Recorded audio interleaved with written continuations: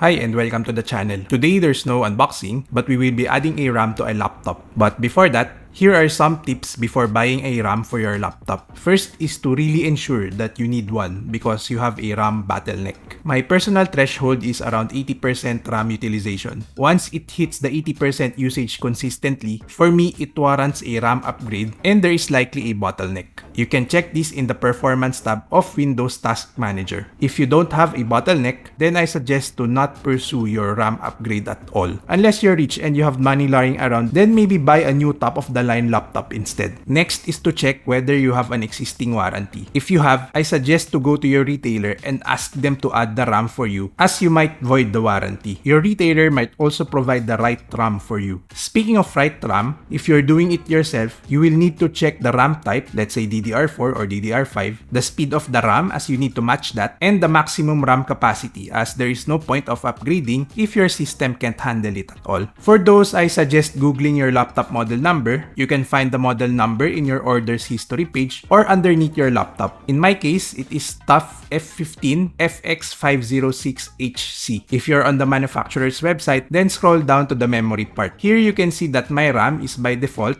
8GB DDR4, which is the variant, 3200, which is the speed, and the max capacity is 32GB. If you can't find the model number or the manufacturer doesn't have enough information, there are some quick hints in the task manager as well. Some processors are tied to the RAM variant. For example, in my case, under CPU tab, I can see my processor which is an 11th gen Intel, and that generation definitely uses DDR4 memory. As for speed, it is under memory tab and speed label. The only information that you won't know here is the max RAM capacity, which is sadly just provided by the manufacturer. One thing that I didn't check is the manual, as it might have some information on that, so do check yours as well. Next, if you're okay to void your warranty or you don't have one at all, then I suggest to physically check the laptop if it has more RAM slots. You can do this by unscrewing the underside of the laptop. For my laptop, I have 4 screws at the top, 3 at the middle, and 4 at the bottom, a total of 11 screws. Luckily, there's no warranty anti-tamper stickers that I need to take care of. For unscrewing, you need precision screws. While unscrewing, make sure to remember the position of the screws. Some laptop screws have different lengths, so I suggest not messing it up. To remove the cover, there is a gap in between, and if you have long nails, maybe you can pry it, but there's also a prying tool. A guitar pick will also do as well. Just pry along the borders, but don't force it. For my laptop, there are 2 screws that can't be removed, but those are pretty much unlatched already. This is basically the look of a laptop board. One of these is the GPU, and another one is the CPU. I really don't know which one. As you can see here, there's an exposed M.2 slot here for extra storage, and this is the first RAM. As for the other RAM slot, it is covered by the black paper here. With this info, you can now roughly tell how much RAM you can buy. Typically, with 32GB max memory and 2 RAM slots, I'd go with 2 16GB sticks. If I have one slot, then I'd replace it with a single 32GB stick to maximize. I typically want more than 16GB of RAM nowadays. With 8 in the slot already, plus 16GB of my target, the total would be 24GB. Pretty much usable. Do note that some RAM are soldered. So with that, you won't be able to upgrade your RAM easily. You may need to desolder those first, so it takes a bit of skill. Luckily for me, I have 2 slots with 1 vacant slot. As for my upgrade, I will add a G-Skill DDR4 3200MHz SO-DIMM RAM. Warning to viewers, it is highly recommended to unplug the battery from the motherboard before installing your RAM. But I didn't since I'm ignorant as of writing. Anyway, just slot in the RAM in a 15 to 45 degree angle and then push down to lock. After that, test the laptop. I can see now that I have 24GB of RAM. Given that, it seems that the operation is a success. Put back the undercover and screw it to secure. Anyway, that's it for this short video. Do let me know in the comments down below on what you think. Thanks for watching. Do like or dislike and subscribe for more unboxing, SFF builds, and benchmarks. Bye!